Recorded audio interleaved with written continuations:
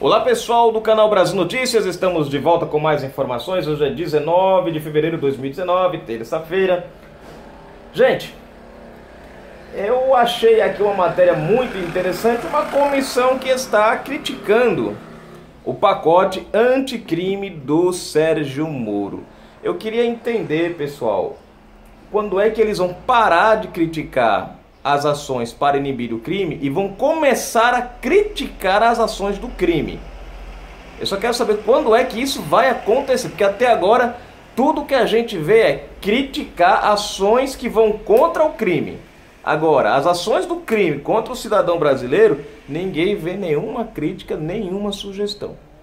Se inscreve no canal, compartilha, dá aquele joinha bacana, ajuda a gente, comenta, né? Pessoal, hoje tá meio assim por enquanto, que a gente não conseguiu arrumar a casa ainda, beleza? Bom, vamos aqui a matéria. Deixa eu só ver se tá tudo certinho aqui, gente, que hoje tá meio complicado aqui. Vamos lá. Vamos à matéria, gente. Dá aquele like bacana aí, chega junto. Comissão, olha só, comissão de juristas e ex-ministros criticam pontos do projeto de Moro. Quando é que esses pessoais vão começar a criticar as ações dos criminosos? Eu quero só saber quando.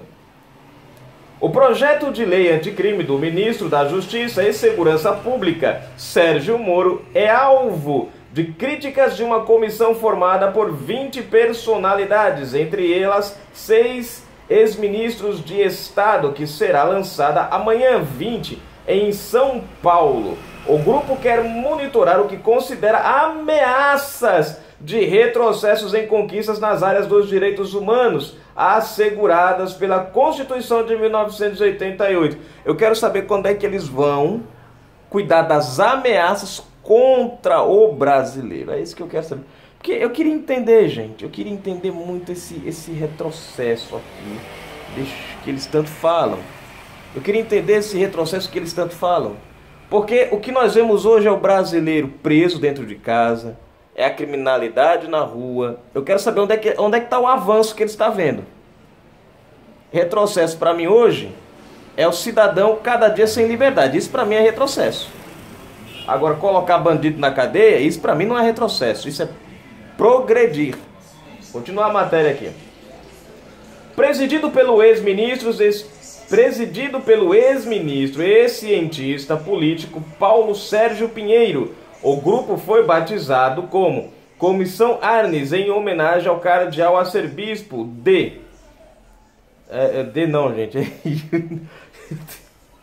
Dom Paulo Evaristo Arnes, que em 1972, durante a ditadura militar, criou a Comissão de Justiça e Paz de São Paulo. Pula aqui, deixa eu ver, pular isso aqui que é propaganda também. Entre os integrantes estão o criminalista Antônio Cláudio Maris de Oliveira, o ex-ministro da Justiça José Carlos Dias, o ex-ministro da Fazenda Luiz Carlos Bresser Pereira e o ex-ministro de Direitos Humanos Paulo Vanucci, o nome. Ao jornal O Estado de São Paulo, Pinheiro afirmou que alguns aspectos do pacote de Moro que será enviado hoje, 19, ao Congresso, são razões de preocupações, como o excludente de ilicitude, ou seja, para eles, policial tem que levar tiro, levar bala, ser morto, não importa se ele é pai de família, não importa se ele está defendendo, não importa. Entrou num confronto, só atira depois que levar pelo menos uns 15 tiros. Mas acho que daqui uns dias vai ser mais ou menos assim, ó. Você só atira depois que você estiver morto. De preferência, depois que o caixão estiver enterrado, aí você pode revidar. Não, gente, é incrível isso. Possibilidade de redução ou isenção de pena de policial que mata em situação de enfrentamento. Quer dizer, o cara tá lá numa troca de tiro. E aí não, o policial tem que falar, não, eu não vou atirar não, eu vou morrer, porque se eu não... Ah, pá. O agravamento das penas e a eliminação de alguns recursos processuais.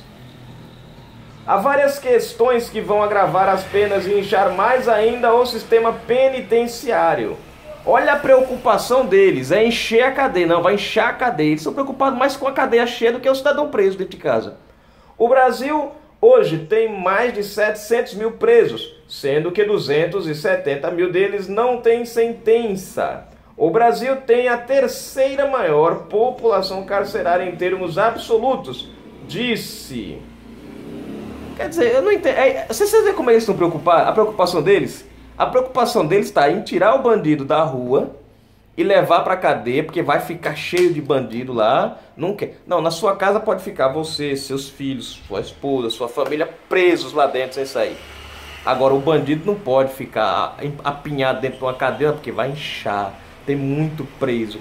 Eu não queria entender qual é mais, 700 ou 200 milhões de pessoas presas dentro de casa. Na minha opinião, eu prefiro a maioria de 200 milhões de pessoas fora e 1.700 ou 1 milhão de presos apinhados dentro da cadeia, mas o cidadão poder sair na rua, do que desinchar e sair e 250 milhões, 200 milhões de brasileiros ficarem presos dentro de casa. Para Mariz, o crime não pode ser combatido exclusivamente pelos seus efeitos. No atual quadro, em relação ao discurso que o governo está fazendo, materializado por alguns projetos, o que a mim preocupa especificamente é o projeto chamado Anticrime do Ministério da Justiça. Entendo que o crime não pode ser combatido exclusivamente pelos seus efeitos. E a punição, que é a tônica desse projeto e do discurso, ataca os efeitos. Ela é pós-crime, diz o jurista. Eu queria entender, por acaso você pode punir um cara antes de ele cometer o crime? É claro que o primeiro, ele fala que não pode, ele critica a questão aqui do efeito. O que é o efeito? É a ação em si. O cara matou, vai ser preso porque matou. O cara estuprou, vai ser preso porque estuprou. Ele está criticando isso. Não, gente, eu não entendo, não. Outra questão do pós-crime. Ah, não, porque isso daí é pós-crime. E eu posso prender o cara antes de ele cometer o crime, por acaso? Ah, não, mas criar um mecanismo de evitar. O evitar tá aqui, na consciência do camarada. Que a verdade é essa. Quando o cara quer aprontar, ele pode ser rico, ele pode ser pobre. Ele pode ter de tudo e pode não ter nada, ele faz. Então, 90% tá aqui, na cabeça do cidadão. E qual é o pensamento hoje do cidadão? Eu posso fazer o que eu quiser, porque se eu for preso, no outro dia eu tô fora. Na avaliação de Mariz, no caso de crimes violentos, as causas são de caráter sociais. Olha só o que ele diz. Ele está querendo dizer o seguinte, que são causas sociais, são pessoas pobres. Gente, vocês veem como esses caras costumam marginalizar as pessoas de baixa renda? Parece que rico não comete crime, parece que rico não faz nada de errado. Toda a culpa da criminalidade no Brasil é questão social, é a pobreza, é a fome que leva as pessoas a cometerem um crime. Será que é isso? Será que não tem nenhum riquinho cometendo crime por aí? Cadê? Ah, tá aqui. São de caráter social. O pacote de Moro contém mudanças em 19 áreas e endurece a legislação em relação ao cumprimento de penas de condenados em segunda instância. Agora, a missão deles. Apesar do discurso crítico, o presidente da comissão Arnos é cuidadoso ao falar sobre a relação do grupo com o governo Jair Bolsonaro, PSL. A comissão não tem nenhuma posição política em relação ao presidente da República ou ao governo. Nós não seríamos uma comissão de oposição, disse Pinheiro. Na semana passada, integrantes do grupo estiveram em Brasília reunidos com o Conselho Nacional de Direitos Humanos, CNDH, e a Procuradora-Geral da República, Raquel Dodge, para anunciar a iniciativa. O texto de convocação para o lançamento da comissão não cita o novo governo nem o presidente, mas fala em risco de retrocesso em conquistas celebradas na Constituição de 1988. Eu só vejo essas conquistas e avanços para o lado do crime, né? Porque para o lado do cidadão de bem eu quero saber onde é que está o avanço aí. O objetivo da iniciativa é dar visibilidade e acolhimento institucional a graves violações da integridade física, da liberdade e da dignidade humana, especialmente as cometidas por agentes do Estado contra pessoas e populações discriminadas, diz o texto. É isso, gente, que eu não entendo. Ó, olha só, eu vou repetir isso aqui, ó. Agora só. Especialmente as cometidas por agentes do Estado contra pessoas e populações discriminadas, diz o texto.